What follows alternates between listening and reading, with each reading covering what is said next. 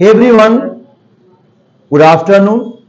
This is Surya from Fluent Spoken Classes or IIN Ugapur. Today I will tell you about Angarajkar and Arjun. वैसे each one knows about them because who was Arjun and who was Angarajkar. But today my topic is Angarajkar only, and tomorrow I will talk about Arjun. Today we are going to talk about Angarajkar. By the way, if everyone knows about him, who was Sutputra Karn and who was Karn and what was skills of Karn. जब मैं कभी बैठ कर देखता हूं तो मैं एक चीज पाता हूं कि भेदभाव का अगर चरम कहीं था तो अंगराजकर में ही, अंगराजकर के साथ ही था और अंगराजकर के लिए ही था. यस, आप सही सुन रहे हैं मैं जो बोल रहा हूं. If there was any type of discriminations for any students, so that was for Angarajkar, because he wanted to learn, he wanted to do something, he wanted to get something, he wanted to survive his life like a glorious. But that time Vishwapitama Guru Dronacharya did not want to make him very powerful man. Dronacharya always used to say कि he cannot read, he cannot learn because he is son of Sutputra. A Sut can't read in this world, only two words can read. There is a जाति व्यवस्था in my Ved. And अगर आप मुझसे पूछो तो गुरु वही है जो निष्पक्ष है. यदि आप मुझसे पूछो गुरु वही है जो बच्चों को भविष्य उजाला करे. यदि आप मुझसे पूछो गुरु वही है जो सच में ज्ञान का प्रकाश करे. गुरु वो नहीं है जो जात देख के पढ़ाए. गुरु वो नहीं है जो किसी बच्चे को आगे करने के किसी बच्चे को भविष्य मार दे. मैं ऐसे गुरुओं को गुरु नहीं मानता जो सिर्फ अपने फायदे के लिए समाज को आगे बढ़ाते हों. गुरु का मतलब ही होता है प्रकाशमय. ये कोई बनिया का दुकान तो नहीं है ना जो चाहे वो कर दोगे. ये समाज का एक पार्ट है जहां पे आप समाज को बदलने के लिए निकलते हो.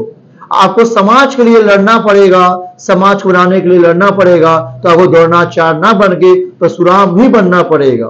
बात अलग है परशुराम की, बात है अंगराजकर की, बात अलग है द्रोणाचार्य की. आज जो बात होने वाला है वो बात है महारथी कर्ण की. सारे बाधाओं को तोड़ते हुए,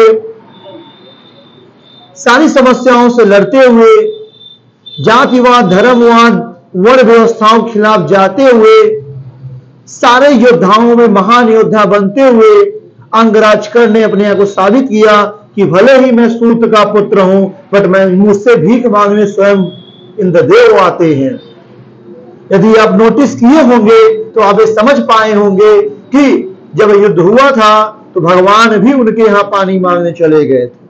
उनको पता था कि चाल चला जाएगा.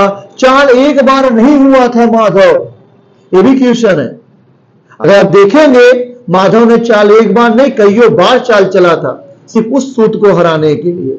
आज बात हम उस कैरेक्टर की कर रहे हैं, आज बात हम उस समय की कर रहे हैं, आज हम बात उस योद्धा की कर रहे हैं जिसकी बात हर कोई नहीं कर पाता है. वो योद्धा एक महान योद्धा हुआ करता था, उसकी अपनी एक महान गाथा है. यदि आप कभी अंगराजकर को जानेंगे, समझेंगे, पढ़ेंगे तो यही कहेंगे हर विद्यार्थी को अंगराजकर ही बनना है. अगर आज कोई आरक्षण से जीत रहा है, कोई धर्म से जीत रहा है, कोई जात से जीत रहा है और कोई इसलिए हार जा रहा है क्योंकि योग्य है लेकिन उसका जात तेज नहीं है, उसका धर्म तेज नहीं है, उसका आरक्षण नहीं है, इसका मतलब है उस व्यक्ति को अंगराज बनना ही पड़ता है. क्यों? क्योंकि यहां पे कोई लाभ ना मिले और उस सबसे लड़ता चला जाए, उसी का नाम ही अंगराजकर है. लड़ना तो आसान है पर लड़ के सामना करना, उनके बीच रहना एक कठिन कार्य है. ये जानते हुए कि मैं कुंती का पुत्र हूं, कुंती के खिलाफ बोलना एक बहुत बड़ी बात होती है.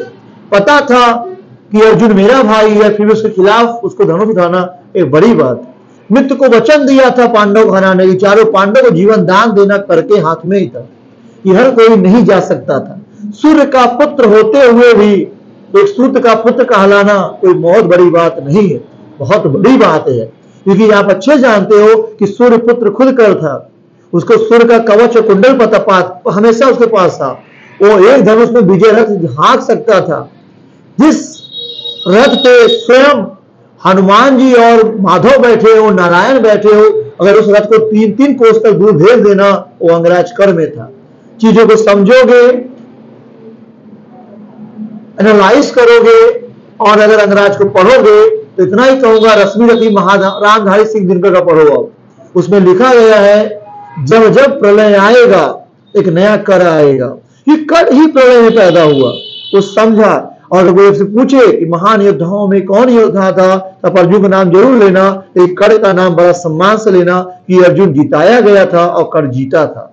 अगर कर को मरवाए नहीं होते माधव, तो पता है कुरुक्षेत्र का क्या हाल होता, कैसे होता। वैसे तो लोग बात कर लेते हैं द्रौपदी के बारे में, कर का करेक्टर द्रौपदी के साथ भी गलत किया था।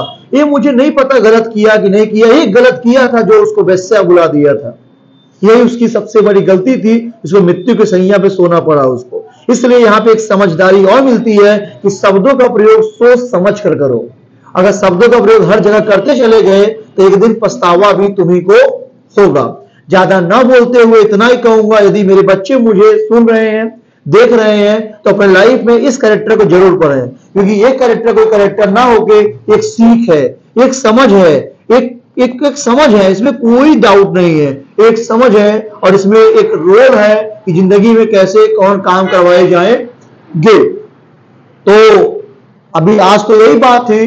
अभी हम कुछ लिख रहे हैं about Angraj Karna and I will explain it in English, but I know one thing, as soon as I explain in Hindi, even I don't know why, but I know people will not like and subscribe this. But I hope there are many students who like English, or they will like subscribe our channel for English Angraj Karna. If you want to listen about Angraj Karna in English language, so please send your comment and tell us about your support. If you are going to speak about it, so definitely I will deliver my SMS and I will deliver my poem about Angraj Karna in English language. I will not speak more today and I will speak tomorrow something about Arjun. Thank you so much. Bye bye. I will meet you another day. Bye bye.